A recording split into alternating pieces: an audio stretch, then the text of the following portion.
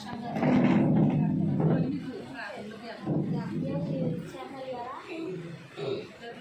నిన్న చేయలేదంటే నా ఆపరేషన్ అమ్మగారికి.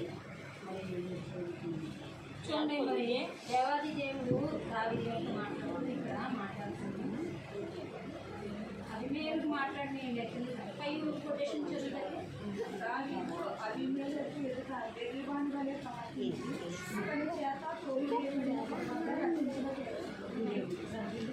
చూసారా, అనేకమైన ఇది రాజుల గ్రంథంలో మాత్రమే కనపడతాయండి. మరి అభిమేలకు చేసి అనేకులు ఉన్నారు.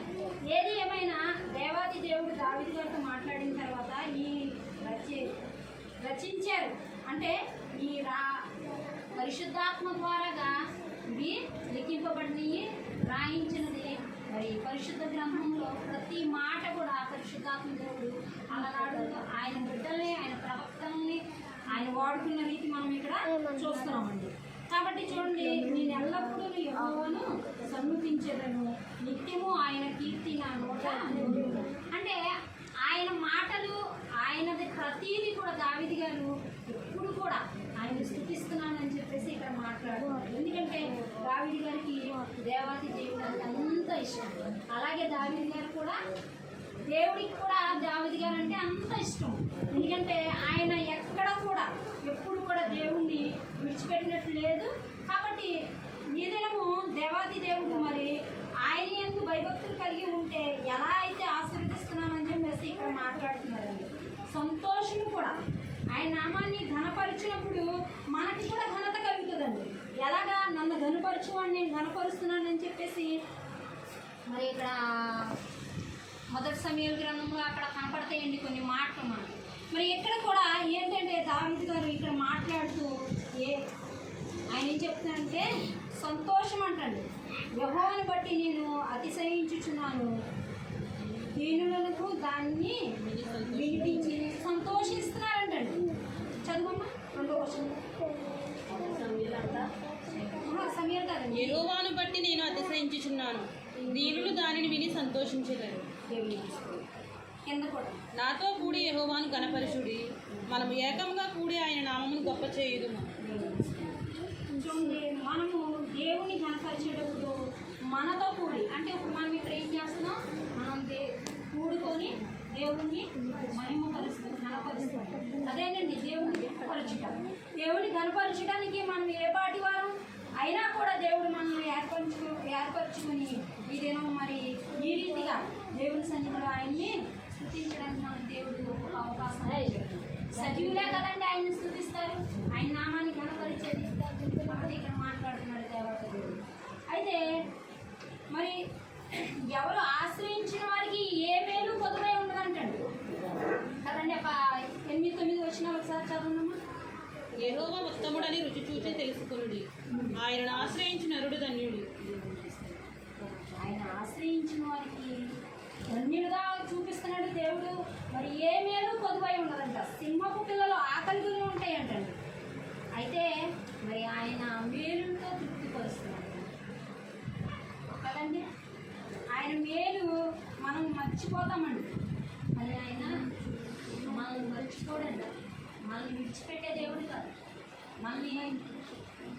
మనం ఆయనతో ఉంటే ఆయన మనలో ఉండి ఆయన కార్యాలన్నీ జరిగించుకుంటా వెళ్ళిపోతూ ఉంటాడు. అనేక సార్లు అనేక మాటలు మనము మాట్లాడుతూనే ఉన్నాం కదండి. మరి ఇక్కడ కింద వచ్చిన 9-10 కూడా చదవండి. యెహోవా భక్తులారా, ఆయన యందు భయభక్తులు ఉంచుడి, ఆయన యందు భయభక్తులు ఉంచువానికి ఏమీ కొదవలేదు. సింహపు పిల్లలు లేమిగలవై ఆకలి కొనును, యెహోవాను ఆశ్రయించు వారికి ఏమేలు కొదువై ఉండదు. పిల్లలారా, మీరు వచ్చి నా మాట వినుడి, యెహోవా యందు భయభక్తులు మీకు నేర్పెదను. బ్రతుకు గోరవాడెవడైనా నున్నాడా? మేలు నందుచు అనేక దినములు బ్రతుకు గోరవాడెవడైనా నున్నాడా? చెడ్డ మాటలు పలుకోకుండా నీ నాలుకను, కపటమైన మాటలు పలుకోకుండా నీ పెదవులను కాచుకునము. కీడు చేయటం మాని మేలు చేయుము, సమాధానము వెదకి దాన్ని వెంటాడుము. ఇప్పుడు మరి ఈ కుటుంబంలో కొంత లోటు ఉందండి, కొన్ని పరిస్థితులు. మరి దీనికి ఏం కావాలండి? సమాధానం కావాలండి. సమాధానాన్ని వెతకడానికి మరి దేవుడు ద్వారాలు తెలుస్తున్నాడు. ఆయన దృష్టి ఈ కుటుంబం మీద ఉందండి. యెహోవా దృష్టి నీతిమంతుల మీద ఉన్నదంటండి. మరి నీతిమంతులుగా దేవాది దేవుడే ఏర్పరచుకున్నాడు. స్థిరపరిచేది ఆయనే, బలపరిచేది ఆయనే, ఆయన నడిపించే దేవుడై ఉన్నాడు. కాబట్టి ఇక్కడ ఏం మాట్లాడుతుంది, బతుకు కోరువాడు ఎవడైనా ఉంటే ఏమి మానేయమంటున్నారో కూడా పై మాటలు మనం చూసాం కదండి. చెడ్డ మాటలు మానేవాళ్ళంటండి, కీడు మానేవాళ్ళంటండి. అప్పుడు మేలు మేలు మన వెంబట వస్తుందంటండి. అదేండి మేలైనది వెతికి దాంట్లో మనం ఉండాలంటండి. మేలును చూసుకుంటే మన దేవుడు ఆయన ఎంతో మేలు చేసేవాడు. ఆయన ఎవ్వరిని కూడా విడిచిపెట్టే దేవుడు కాదు. ఇప్పుడు చెప్పుకున్నాం కదండి, ఆయన ఆశ్రయించిన వాళ్ళు ధన్యుడు అంటున్నాడు. ధన్యతలు పొందుకోవాలంటే ధన్యతల గురించి మనం అనేకసార్లు మాట్లాడుతున్నాం. మరి ఇక్కడ ఆయన్ని ఆశ్రయించిన నరుడు ధన్యుడు అంటున్నాడు. ధన్యతలు అనేకమైనవి ఉన్నాయి కదండి. ఏదేమైనా మరి దేవుడు ఈ బిడ్డ పట్ల మరి ఈ కుటుంబం గురించి అయినా మరి వాక్యం ఏది మాట్లాడుతుందో మనము నేర్చుకుందామండి. ఈ కుటుంబానికి దేవుడు ఆశ్రయంగా ఉన్నాడు. మరి ఏది కూడా దేవుడు అలనాడు ఎబ్బేజుని దీవించి ఆశీర్వదించాడు కదండి. ఎబ్బేజు పక్షాన ఉన్నాడు కదా దేవుడు. సమాధానం కావాలన్నప్పుడు ఆ సమాధానం ఎలా దొరుకుతుందో మనము చూద్దామండి. మొదటి 4వ అధ్యాయము 10వ వచనం.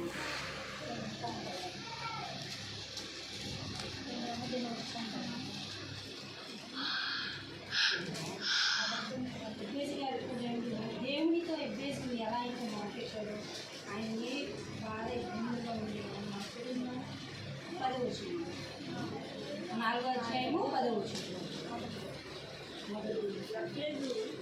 ఇశ్రాయేలీయుల దేవుని గురించి మొదలుపెట్టు, నీవు నన్ను నిత్యముగా ఆశీర్వదించి నా సైవత్తును బలపరచు.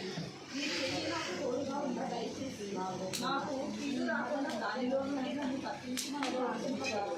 దేవుడు అతడు మనవి చేసిన దానిని అతనికి దయచేసాను. చూడండి, మనవి చేసే ముందు ఏం చేశారండి? ఎబ్బేజు ఇశ్రాయేలీయులైన దేవునికి మొరపెట్టారండి. మొరపెడితే మొర అనేది ఏంటండి? మనకు ఎంతో ఇబ్బంది కలిగింది, బాధ కలిగింది. అసలు మనము దానికి ద్వారాలు మూసిపోయినాయండి. ప్రభు ఈ స్థితిలో ఉన్నానేంటి ఏసయ్య అనేసి ఒక పురుషుడైనా ఒక స్త్రీ అయినా మొరపెడుతుందంటండి. ఇక్కడ ఎవరు మొరపెడుతున్నారండి? పురుషుడు మొరపెడుతున్నాడండి.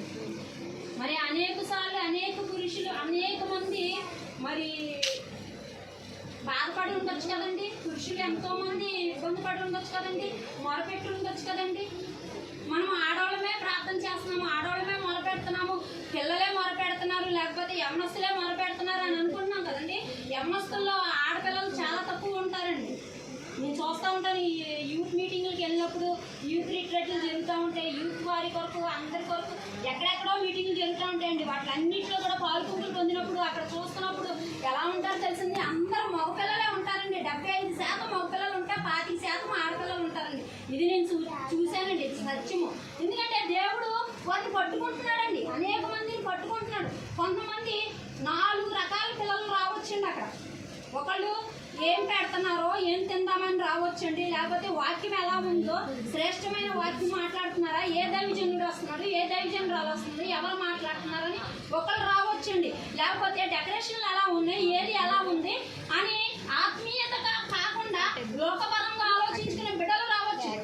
ఎంతమంది ఎవరు ఎలాంటి వారు వచ్చినా అక్కడ దేవాది దేవుడు అక్కడ బిడ్డల్ని ఆ రీతిగా వాడుకుంటున్నాడు. గొప్ప కార్యాలు చేయడానికి దేవుడు ప్రతి ఒక్క బిడ్డతో కూడా మాట్లాడుతూ అక్కడ యవన బిడ్డల్ని అంతమందిని ఏర్పరచుకుంటున్నాడు. ఎందుకండి, కొందరు పని చేసేవాళ్ళు ఉంటారు, కొందరు సేవ చేసేవాళ్ళు ఉంటారు దేవుని సన్నిధిలో అక్కడ వచ్చినప్పుడు. ఏదేమైనా ఇక్కడ చూడండి, మొరపెడుతుంది ఎవరండి? ఎబ్బేజు మొరపెడుతున్నారు. మొరపెట్టినప్పుడు ఆ మొరకి దేవుడు ఆయన మనస్సు కరిగిపోద్దంటండి. మన ప్రభు మనసు, దేవాతి దేవుడు ఎవరు మొరపెట్టినా, చిన్న బిడ్డలు మొరపెట్టినా, అలా పెద్దవారు మొరపెట్టినా, యవనస్తులు మొరపెట్టినా దేవుడు ఆలకించడం మానడంటండి, వింటాడంటండి. ఆయన మనవి విని ఆయన మీకు ఏది అవసరమో అది అడిగితే పొందుకుంటారంటున్నాడు. దేవునికి అసాధ్యమైనది ఏదీ లేదని చెప్తున్నాడండి. అందుకే ఇక్కడ ఎబ్బేసుతో మాట్లాడితే ఏం చెప్తున్నాడంటే,